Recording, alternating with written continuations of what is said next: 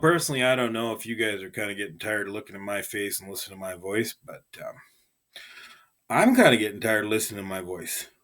I don't have a way of messing this up or making it more exciting. Maybe we should have like props. Hmm. Pew pew pew. Oh, that'd be so cool. Let me see if this works. Ooh. Okay, that's said and done. Maybe we'll set up a target practice. Okay, so we're moving on to the volume of a cone. Okay, uh, if we transition up to our formulas and we take a look, this is one of the other ones that I'd mentioned previously that can be a little bit complicated. In the sense that I would suggest that you expand the formula. It's bunched together. Right here, you'll see V equals 1/3 pi r squared times h. Okay, a little different than the one from the cylinder, but this is the one where you're actually going to expand it to use it. Just so you don't mess up the numbers when you substitute, you don't forget to do something, you don't add instead of multiply or whatever it may be. It's just a way to ensure you don't kind of have some issues doing that. Now, if we go to the actual problem, all right, so we have the volume of a cylinder. Okay, I've written the formula here. So as I said, the formula of the volume of a cone is also one that's a little complicated. I advise expand before substitution. The volume formula is V equals 1/3 pi r squared h. Now those are all multiplied together.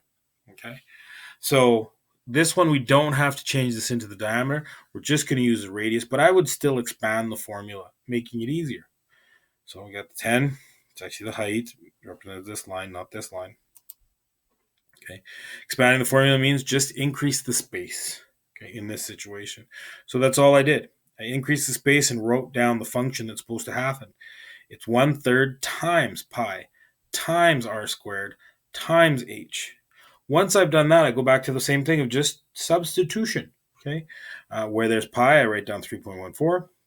R squared is 4 squared, and the height is 10. Once that's done, substitution, everything's copacetic, looks fine. Basically, now we do the math. Now I flip-flop here just to do some of it. So I left the 1/3. I multiplied 3.14 by 10, getting 31.4. And 4 squared is 16. Okay. Now when I multiply all of these together, the 31.4 times 16, I get 502. I'm going to multiply it by 1/3. Instead of multiplying 1/3, just divide it by 3. Okay, it means the same thing. So it's 502.4 divided by 3. 167.5. Okay, what's missing? Evan, come on. I know you're listening. Yes, yes. The units of measure. And that would be what, Little? Little's not paying attention. Okay. How about one of the Emilys? Okay, that's correct. In this situation, it's going to be meters cubed. Little, start paying attention. Now, that's pretty much it. Expand the formula, substitute the numbers, do the math, ensure units of measure. I don't know if I'm going to put up any real life examples, but this is video 5 of 5 for volume, which means I'm not talking about volume anymore. All right. Stay tuned for the last video, which has to do with the transition or the transformation or the change from volume to capacity. That's one last section. All right. Let's minimize this. Let's look for our stoppage button. Still see my little mug.